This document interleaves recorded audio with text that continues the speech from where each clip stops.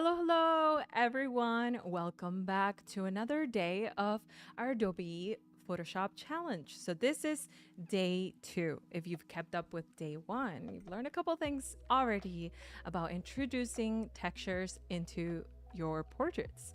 So this is a mixed media experiment. I love exploring mixed media. As you know, I am a big fan of not having boundaries when you're curious about exploring different mediums. So today we're going to be experimenting with a little bit of analog meets digital meets photography portraiture, right? Ultimately learning tools along the way in Adobe Photoshop. So let's see who's in the chat today. I can already see a few folks. I see Robert, I see Idara, Ekpo. Ooh, Idara, I haven't heard you here yet, so we'll love to get to know you on the chat. Susan, Jeff, Alessandra, awesome folks. I love seeing everyone in here.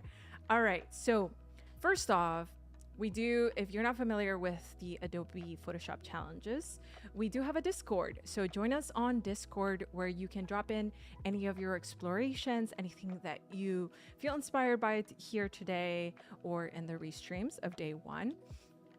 Jump into Discord and drop in those projects and we'll get to see them and chat some more. And also any of the challenges have also assets along with them. I created some really cool assets for you today. So let's explore some of them. I'm so excited about this. Okay, so this is what we're gonna be doing today. So I've got a really handy scanner that I recently purchased.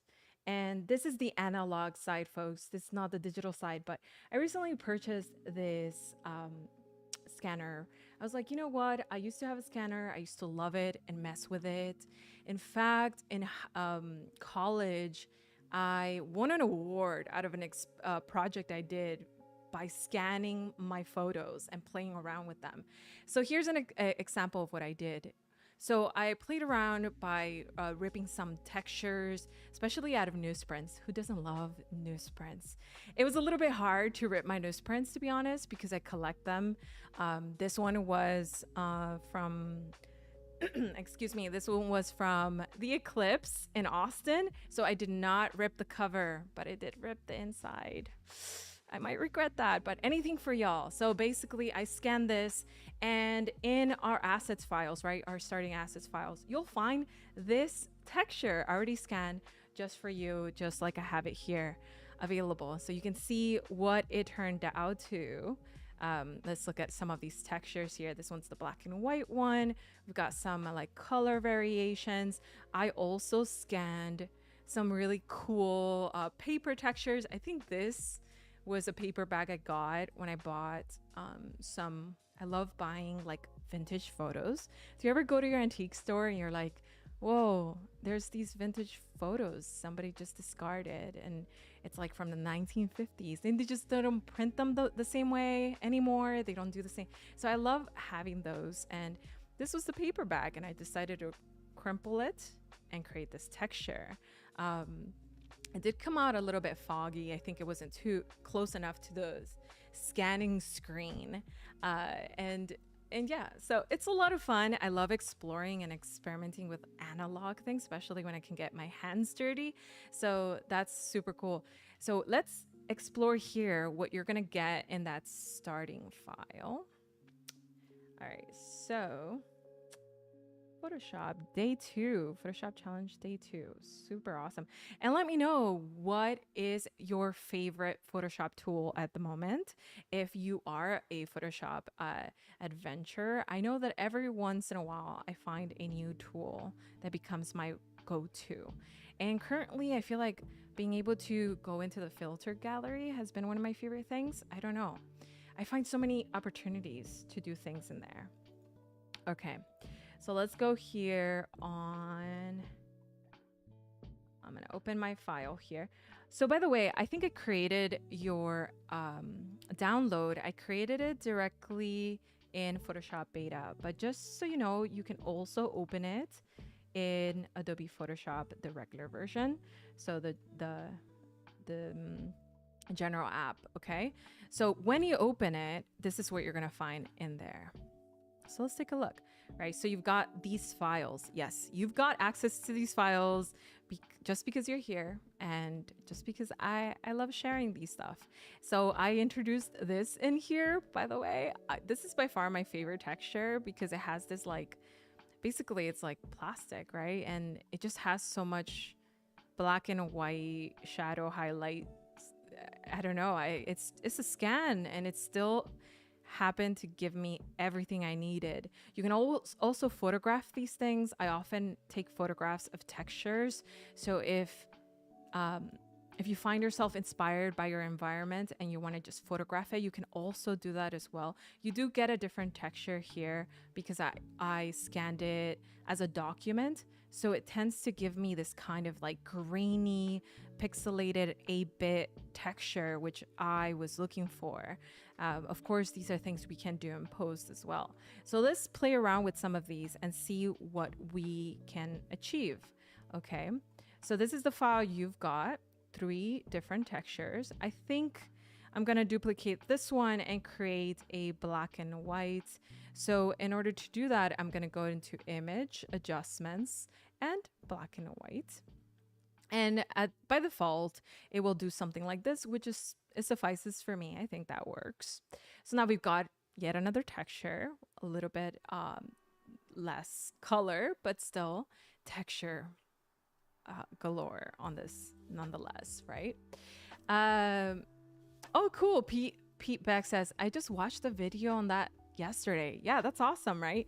So collaging is a very old practice. And honestly, I gain a lot of like respect for that medium because I think it never turns out exactly the same because we all have different things available in our homes, right? So it's super cool to try it out. It is an art form in itself, so you can take it really, really far. Okay, so let's bring in some of the portraits that I have here with me. So what I recommend for you is that you bring in portraits that have a highlight ability to look fairly visible and discernible when it turns black and white. That's the goal, okay? So let's jump in here and let's see. Let's do it to this file. Let's drop in this file. So this is a good portrait for something like this, I think, because you can see, even though it's in color, you can see how much of that contrast can come through. And let's see how it works out once we turn it into black and white. So let's expand it a little bit so it fills the entire space. Y'all, let me know if the music is a little bit loud. It's loud in my ear, but I can't tell if it's loud in yours. Okay, so y'all let me know. Okay, so then from here, we've got our photo. What are we gonna do to this photo? We're gonna do a couple things in order to get it to the place we want it. So first of all, we just saw that we can turn a photo black and white by going into adjustments, black and white, or can you read this shortcut? I think I can. Option, Shift, Command B, or Alt, depending on what computer you're using. But yeah, I love shortcuts, so that's the shortcut for that one. So you can click on that. You'll get the default that's black and white.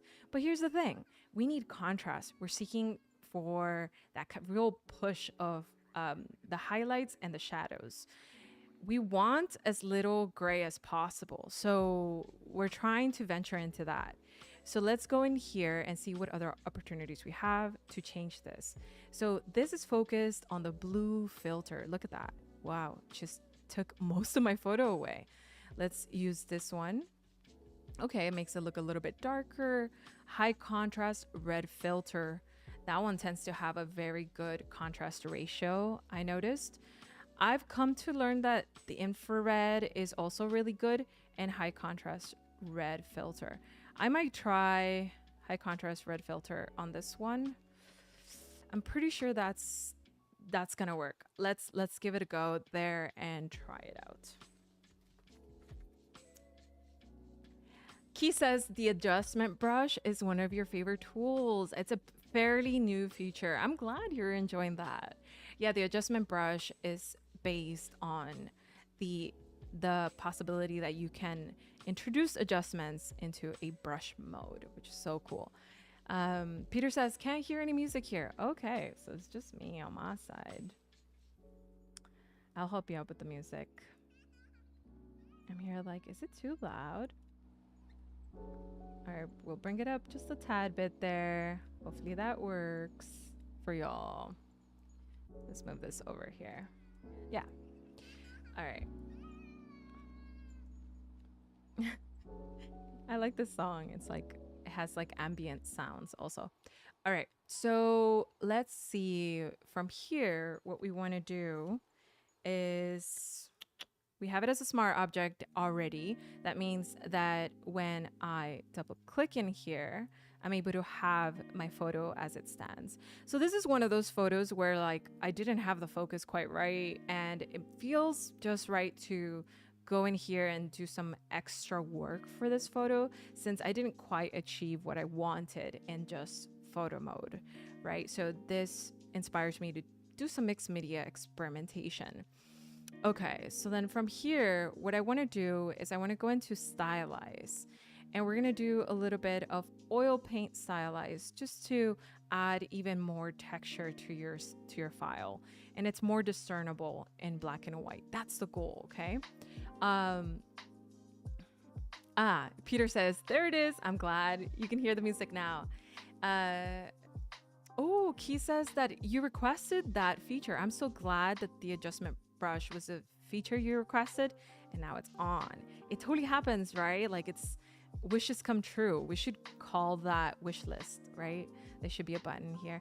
There is feedback buttons. You can always provide your feedback and let people know, hey, I want something cooler in this app, and your wish might come true. You never know. So let's play around with this.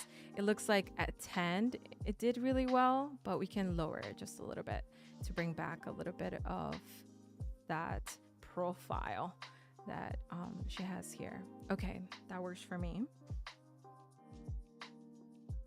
Okay, so I like increasing my contrast with curves. So I hit Command M there. I'm pretty sure that is also under image, but I like my shortcuts, like I said. So Command M is my thing. A little bit of contrast there. See how far I can take this. Okay, so far we've done two things to our file. We've turned it black and white, focusing on the most contrast. We added a little bit of texture using that stylized oil paint, right? So you can see the texture here. It's starting to look a little bit more cartoonish, which is going to work when we add the scan texture files, right? So that's working out for me. It's almost at its 2-color level, which I want. I want white and I want black. I don't want the variations of gray because that's gonna be a little bit harder to work with. So far it's getting there. Let's see what else we can do to this file. So let's go down here and create a new adjustment, talking about adjustments. And in here, there's so many cool stuff that you can explore. There is everything you already know, but under an adjustment. So that means that it's separate and it's not baked into your file. And there's so many variables to it because you can always change the property. It's so workable and very convenient. So we're gonna go in here. You can see black and white is also here. So we could have also done it from here. We're gonna go in here and do probably the posterize. Yeah, let's do the posterize. So the posterize is gonna give us this sort of vectorized look to our photograph. So we've gone from a rasterized file. I can hear my echo and it's so bugging me. We go from a rasterized file to a file that is a smart vector to a file that starts to replicate a little bit of like that cool vector aesthetic that we get from Illustrator, right? So we're aiming for a 2-color max. Right now it says 4. So let's see what happens when we press 2.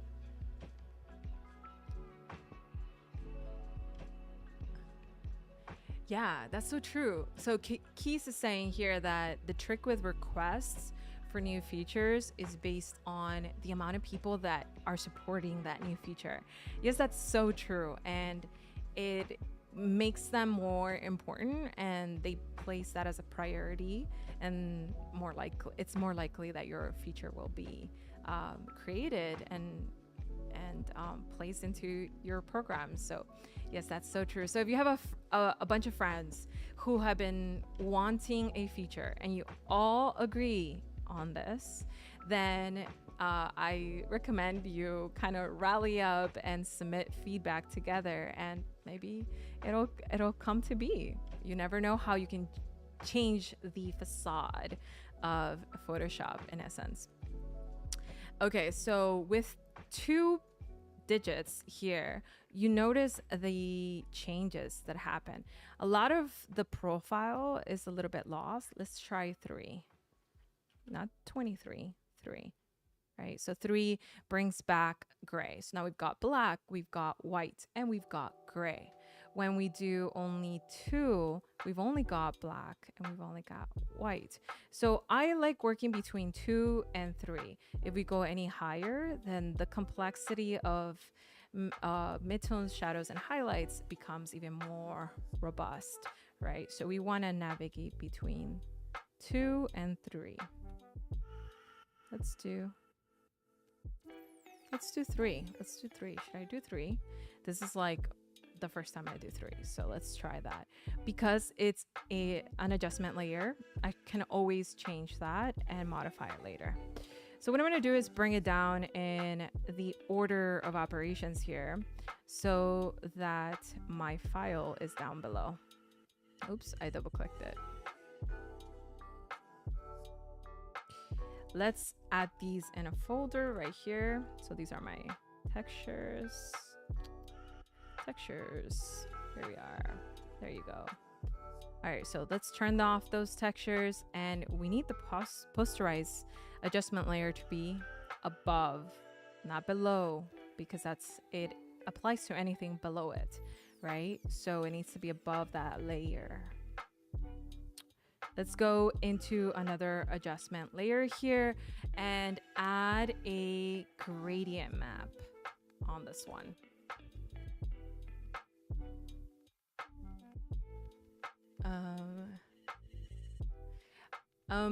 Yeah, this is my wife modeling, by the way, for those of you wondering. In our studio, we have an in-home studio, so we got a yellow backdrop that day, so we're like, let's use it, let's play with it. I got the yellow background mostly for myself because I really liked the way I can manage to change the color palette of yellow into like orange hues or red hues. So you know what it is, buying backdrops, there's definitely a bit of a budget there to consider. So we've added a gradient map. We're gonna double click here and double click here on the little icon so that we get the properties panel. In the properties panel, it's defaulted to black and white, but we're gonna do a triad color. So in this case, I've got this 3 level of color gradient, but I'm gonna shift this to be a primary color palette. Maybe my volume is too high. There you go. So I'm gonna do a primary color palette. That means that I'm gonna do red, green, and blue. So the RGB hue. So I'm gonna explain why I'm doing this in a little bit. We want to be able to explore the blending modes, and I'm gonna show you what happens when we introduce this gradient hue. So this step might be very vital to your photo and your candidate of a photo. Let's do green here. I tend to pick the green in the outermost color And I set this to only web colors. So you have more of a limited selection, and therefore it can be more consistent. My wife reminds you of Rachel Maddow. I don't know who that is, but I hope it's a compliment. Hey there, Oliver. Welcome in. For those of you just joining us, we are learning how to introduce textures into our portrait photography from some really cool scan textures I did in here, analog scanning with my scanner. And those textures are available to you in the starting assets. So you can play and experiment too. Okay. So far, we're in the gradient editor, adding the RGB hue. You can switch this over to be truly RGB. So it's red, green, and blue like this. That works for me. There you go. Hopefully that volume doesn't affect y'all because the music was too loud for me. Okay, so we've got the gradient map, we've got the posterized, we've turned our photo black and white. Okay, now let me show you what happens if you didn't have the gradient map or the posterized, and we try to blend some of these in.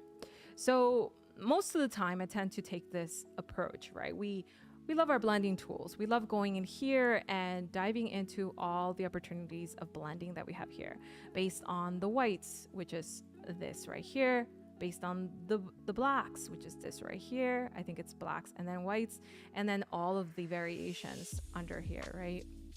There's so many available opportunities. Now you notice this is currently blending with the bottom file. So let's play around with some of the blending here, right? So this is what it starts to look like. It's all right, but it's not quite it in my opinion. So there's so many more ways to blend two files than just this. So you do have to think about how can I integrate the file in such a way that looks more natural. And that's why we're adding those adjustment layers. I think that will be a better approach than going directly into the blending tools. Although some of these effects look fairly cool already, right? I think maybe hard mix look really neat if you want to layer those in as black and whites. Some of these look really neat also as almost like an aberration or like some kind of dream of sorts. So there's a lot of cool opportunities here to play around with.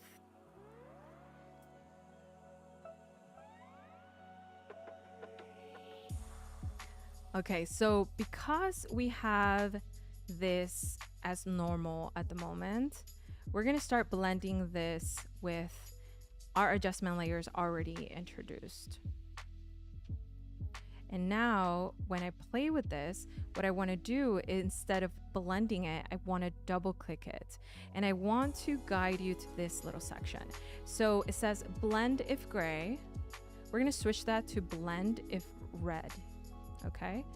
And then we're going to go under here. It says underlying layer. We're going to pull that until it starts to look like the reds that are visible in our photos. So that what that does is it creates a bit of a mask.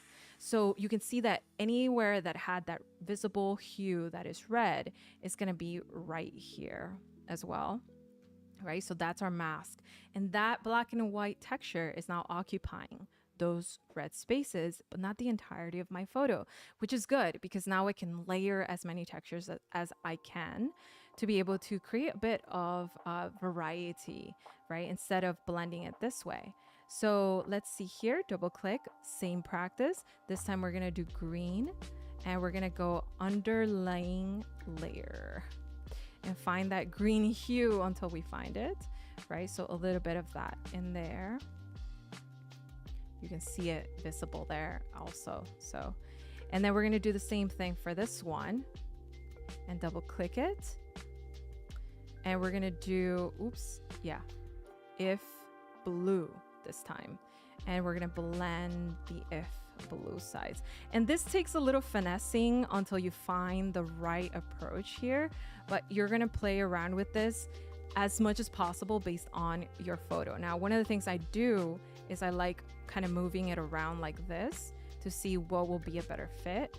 But if that texture is not working for me, then I might drop in one of my starting assets, image references.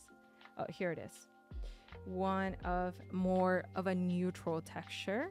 So we'll bring this one in here, which is that really cool crumbled paper look, right? Double click that, also do blue and start to blend that in. I think it was blue, right?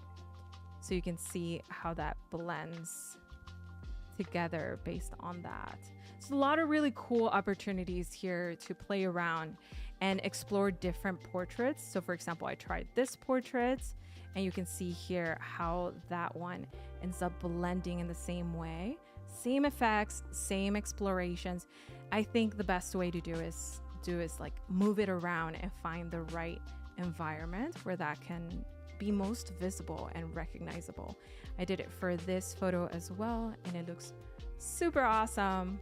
And I love it. It looks so cool. So folks, check that out. Try it out yourselves and see what examples and results you get. I love to see those results on Discord. And my name is Cyn Lagos. I love teaching y'all all of these cool tricks that I learned along the way. I hope that you learn a thing or two today and you get to experiment on your own as well. All right, see you next time.